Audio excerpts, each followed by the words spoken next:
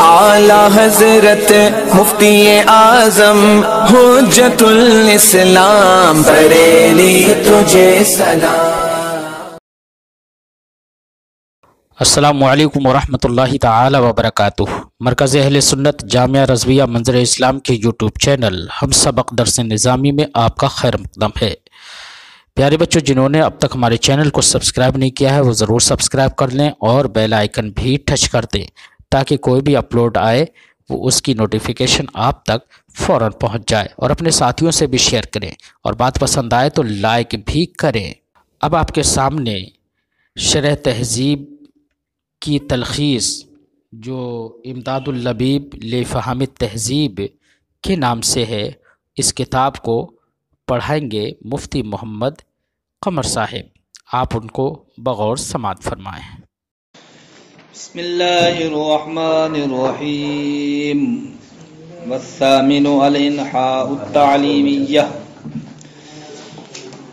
روز ثمانیہ میں سے 8واں امر کیا تھا؟ تعلیمی طریقے۔ تعلیمی فرماتے ہیں مصنف علیہ الرحمہ تعلیم طریقے 4 ہیں۔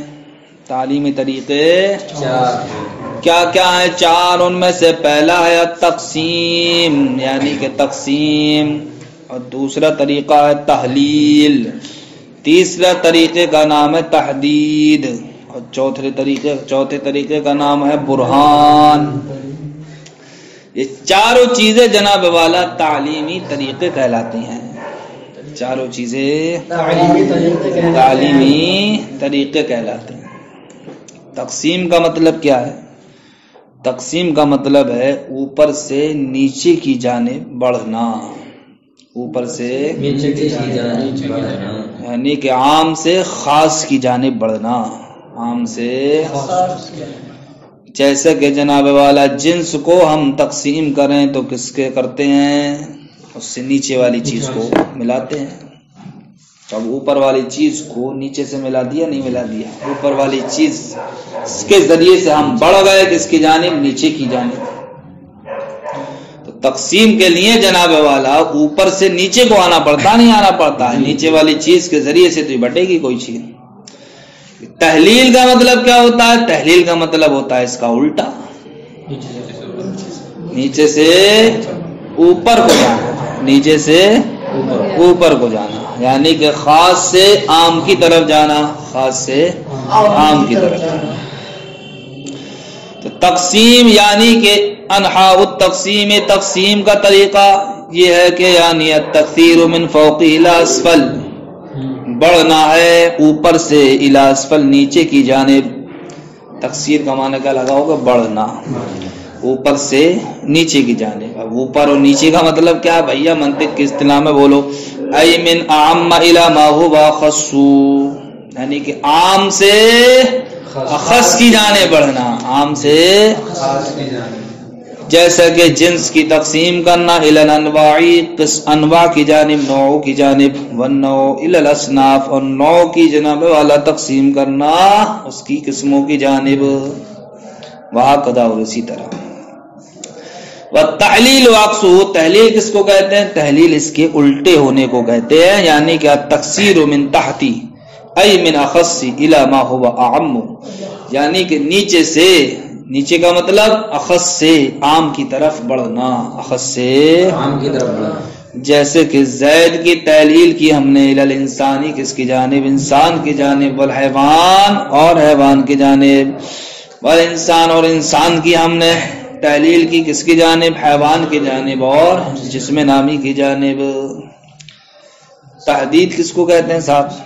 تحدید کہتے ہیں تعریف کرنے کو، تحدید تعریف کرنے کو۔ تحدید کیسے بنایا جائے؟ حد سے۔ تو اس کا معنی کیا آتا ہے؟ حد بندی کرنا، یعنی کہ تعریف کرنا۔ تحدید کا مطلب ہے ای فعل الحد، یعنی ان المراد بالتحدید بیان اخذ الحدود، حد بیان کرنا، یعنی کہ تحدید سے مراد ہے بیان و اخذ الحدود، حدود حاصل کرنے کو بیان کرنا، حدود حاصل کرنے کو بیان کرنا۔ برہان کس کو کہتے ہیں صاحب؟ چوتھا طریقہ کیا تھا تعلیمی؟ برہان، برہان کہتے ہیں کہ یعنی کہ جس کی بنیاد پر حق پر واقفیت ہو جائے اور جس کی بنیاد پر جناب والا عمل پر واقفیت ہو جائے. کائے پر؟ حق بمانا یقین، یعنی کہ جس کی وجہ سے یقین پر واقفیت ہو جائے اور جس کی وجہ سے عمل پر کیا ہو جائے، واقفیت ہو جائے. یہ یقین اور عمل دو باتیں کیوں آ رہی ہیں؟ اس لیے آ رہی جناب والا ہمارا مطلوب یا تو جناب والا کیا ہوگا، علم نظری ہوگا، یا پھر ہمارا مطلوب علم عملی ہوگا. اگر ہمارا مطلوب علم نظری ہو تب ایسی صورت میں یقین پر واقفیت ضروری ہے، اور جب ہمارا مطلوب علم عملی ہو تو اب صرف یقین ہی پر واقفیت کافی نہیں ہوگی، بلکہ یقین کے ساتھ ساتھ عمل پر بھی واقفیت ہونا چاہیے. یقین کے ساتھ ساتھ عمل پر بھی واقفیت ہونا چاہیے. اس لیے جناب والا برہان کے ذریعے سے ہمیں یقین پر بھی واقفیت ہوتی ہے اور جناب والا عمل پر بھی واقفیت ہوتی ہے. والبرہان ای الطریق الی الوقوف علی الحق ای الیقین، یعنی کہ جناب والا حق پر یعنی یقین پر واقفیت کا طریقہ، یہ کیا کہلاتا ہے؟ برہان. ان کان المطلوب علما نظریا، تو یقین پر واقفیت کا طریقہ یہ کب ہوگا؟ اگر مطلوب علم نظری ہو، اگر مطلوب اب العمل بھی، یا پھر جناب والا عمل پر واقفیت کا طریقہ یہ کب ہوگا؟ ان کانا علما عملیا، اگر جناب والا علم کون سا ہو؟ علم عملی ہو. آگے فرمایا وَهَذَا بِالْمَقَاصِدِ أَشْبَهُ، یہی جناب والا رؤوس ثمانیہ میں سے آخری چیز جو ذکر کی گئی ہے یہی مقصد کے کیا ہے؟ زیادہ لائق ہے، زیادہ مشابہ ہے. تو حاضہ جو ذکر کیا ہے اس کے مشارحے کئی بیان کیے گئے یہاں پر. ایک تو یہ ہے کہ آٹھواں امر یہ مقصد کے زیادہ کیا ہے؟ مناسب ہے. دوسری چیز یہ ذکر کی گئی ہے، یہ بھی ہو سکتا ہے کہ اس سے اشارہ پورے 8ویں امر کی جانب نہ ہو، بلکہ صرف صرف 8ویں امر کا جو دوسرا حصہ ہے عمل، اس عمل کی جانب ہو. کیوں؟ اس لیے کہ مقصود علم سے کیا ہوتا ہے؟ عمل ہی ہوتا نہیں ہوتا ہے. تو اب اس 8ویں طریقے کا دوسرا جز کیا ہے؟ عمل ہے، اور عمل ہی علم سے مقصود ہوتا ہے. لہذا اب یہ 8ویں طریقے کا دوسرا جز یہ مقصود کے زیادہ مشابہ ہوا یا نہیں ہوا؟ اس لیے فرمایا وَهَذَا بِالْمَقَاصِدِ أَشْبَهُ، یہی 8واں طریقہ یا پھر 8ویں طریقے کا دوسرا جز جو عمل ہے یہ مقصود کے زیادہ لائق ہے، زیادہ مشابہ ہے. وَهَذَا بِالْمَقَاصِدِ أَشْبَهُ ای الامر الثامن، یعنی کہ 8واں امر یعنی کہ ہذا کا مشارحہ یا تو امر ثامن ہے. وہ نحو التعلیمیہ، وہ کیا ہے؟ تعلیم طریقے، یعنی کہ اشبہ بمقاصد الفن، یہ فن کے مقاصد کے زیادہ مشابہ ہیں، زیادہ مناسب ہیں. یہ تو کب ہو گیا؟ جب ہذا کا ہم نے مشارحہ پورے 8ویں امر کو مان لیا.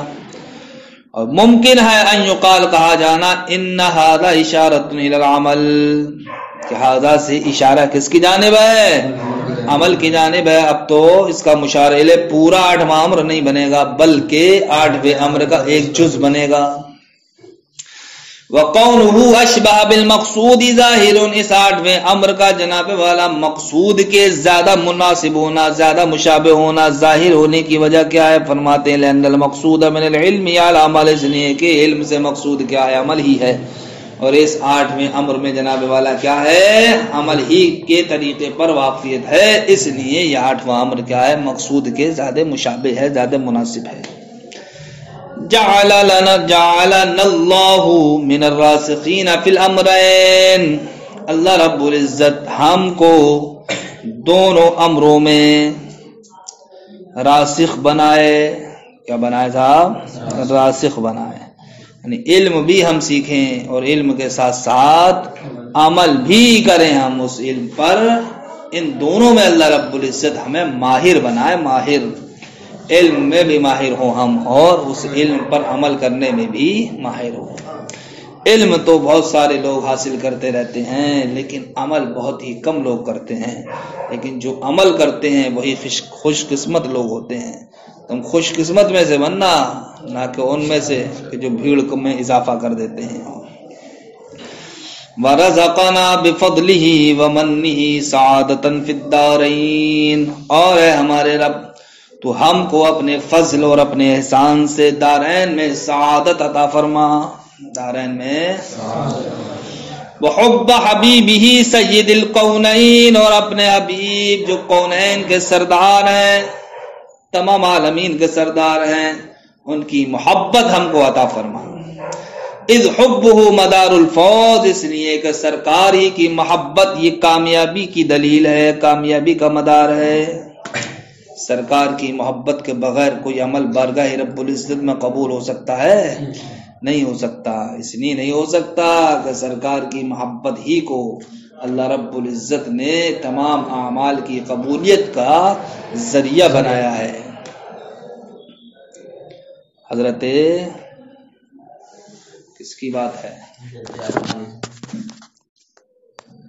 والفلاح فی الدنیا والآخرہ علیہ، اور جناب والا جہاں پر سرکار کی محبت پر کامیابی کا دار و مدار ہے، وہیں دنیا و آخرت میں کامیابی کا ذریعہ بھی سرکار ہی کی کیا ہے؟ محبت ہے۔